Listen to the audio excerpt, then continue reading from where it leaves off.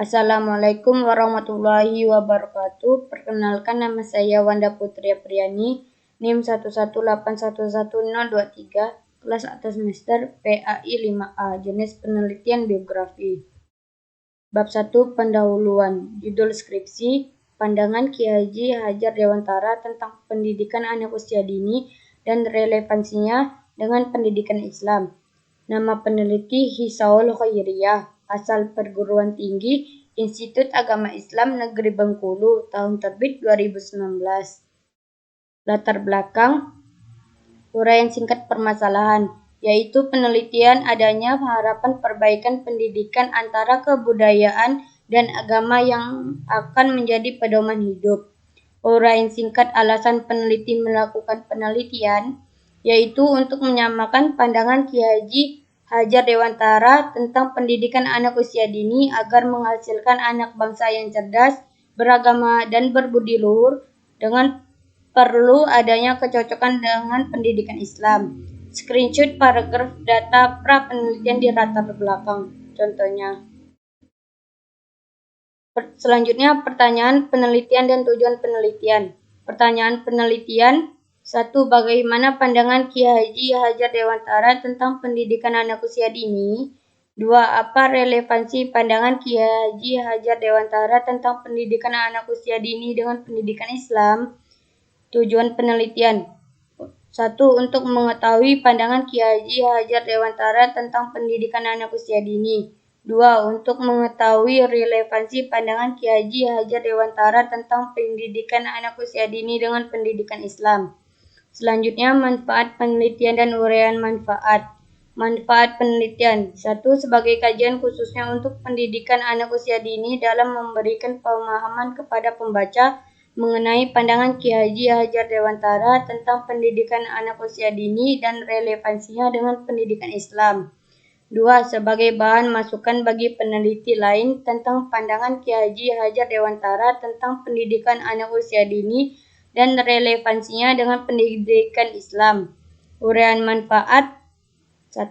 Untuk pendidikan anak usia dini dalam memberikan pemahaman kepada pembaca mengenai pandangan Ki Haji Hadjar Dewantara tentang pendidikan anak usia dini dan relevansinya dengan pendidikan Islam. 2. Dapat meningkatkan pendidikan anak usia dini secara optimal, dapat digunakan secara pemahaman orang tua dalam membina dan mendidik anak usia dini menjadi insan kamil.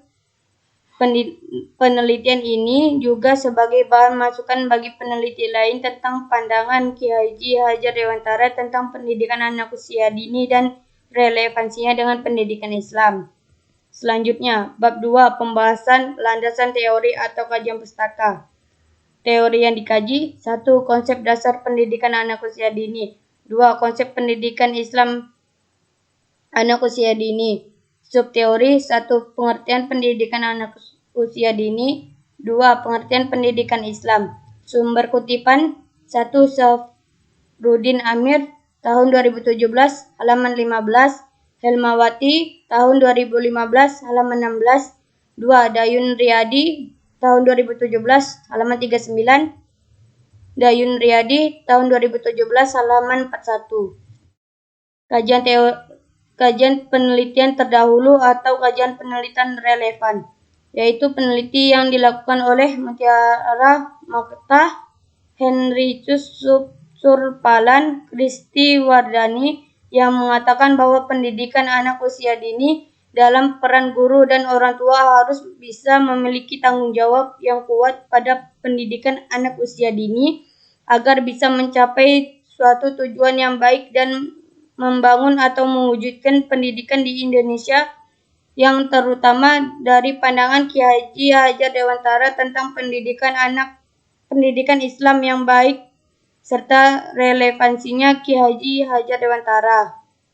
Selanjutnya, bab 3, metode penelitian. Pendekatan penelitian kualitatif, jenis penelitian biografi, screenshot paragraf tentang pendidikan dan jenis penelitian. Buktinya. Tempat dan waktu penelitian. Tempat penelitian di Bengkulu, waktu penelitian 2019. Sumber data penelitian. Sumber data primer 1. Sumber utama tentang karya Ki Haji Hadjar Dewantara. 1. Karya Ki Haji Hadjar Dewantara. Bagian pertama, pendidikan. Diterbitkan oleh Majelis Luhur Persatuan Taman Siswa di Yogyakarta tahun 1977. 2. Menuju Manusia Merdeka karya Ki Haji Hadjar Dewantara diterbitkan oleh Liutika di Yogyakarta pada tahun 2009. Sumber utama tentang pendidikan anak usia dini. Pendidikan anak usia dini, konsep dan teori karya Ahmad Susanto diterbitkan oleh Bumi Aksara di Jakarta pada tahun 2017. 2. Pada Dasar-dasar pendidikan anak usia dini karya Novi Mulyani MPDI diterbitkan oleh Kalimedia di Yogyakarta pada tahun 2016. Lanjutan. Sumber data sekunder. Data sekunder merupakan data penunjang yang berkaitan dengan pokok masalah. 1. Perjuangan dan ajaran hidup Ki Haji Hadjar Dewantara karya Muhammad Tauhid diterbitkan oleh Majelis Luhur Taman Siswa di Yogyakarta pada tahun 2011. 2. Ki Haji Hadjar Dewantara, biografi singkat 1889 sampai 1859 karya Suprapto Harajo diterbitkan oleh Garasi di Yogyakarta pada tahun 2014. 3. Teori pembelajaran anak usia dini karya Suyadi MPDI diterbitkan oleh PT Remaja Rodais Karya di Bandung pada tahun 2014. Selanjutnya, konsep dasar PAUD karya Suyadi dan Maulidia Ulfa diterbitkan oleh PT Remaja Rodais Karya di Bandung tahun 2013. Selanjutnya, mengenal dan memahami PAUD karya Dr. Helmawati SEMPDI diterbitkan oleh PT Remaja Rodais Karya di Bandung pada tahun 2015. Selanjutnya, teknik dan instrumen pengumpulan data. Teknik pengumpulan data. 1. Dokumentasi, instrumen alat pengumpulan data, catatan harian. 2. Sejarah kehidupan. 3. Biografi. 4. Gambar hidup. Lanjut, pertanyaan penelitian. 1. Bagaimana pandangan Ki Haji Hadjar Dewantara tentang pendidikan anak usia dini? 2. Apa relevansi pandangan Ki Haji Hadjar Dewantara tentang pendidikan anak usia dini dengan pendidikan Islam? Teknik pengumpulan data. 1. Dokumentasi, instrumen atau alat pengumpulan data. 1. Catatan harian. 2. Sejarah kehidupan. 3. Biografi. 4. Gambar hidup. Selanjutnya, teknik pemeriksaan keabsahan data. 1. Triangulasi sumber. 2. Triangulasi sumber untuk menguji kredibilitas data yang dilakukan dengan cara mengecek data yang telah diperoleh melalui beberapa sumber.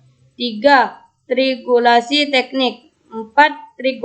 Triangulasi teknik untuk menguji kredibilitas data dilakukan dengan cara mengecek data kepada sumber yang sama dengan teknik yang berbeda. Selanjutnya, triangulasi waktu.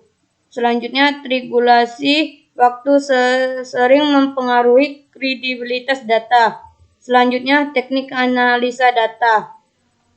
1. Analisis deskriptif adalah suatu metode yang berfungsi untuk mendeskripsi atau memberi gambaran terhadap objek yang diteliti melalui data atau sampel yang telah terkumpul untuk mengambil kesimpulannya.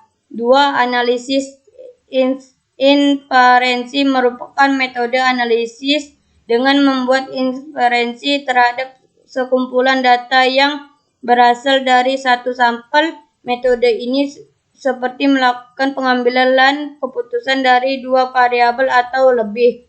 Metode ini bertujuan untuk mengolah dan memadukan data guna mencari analisis hubungan pengaruh perbedaan antara variabel.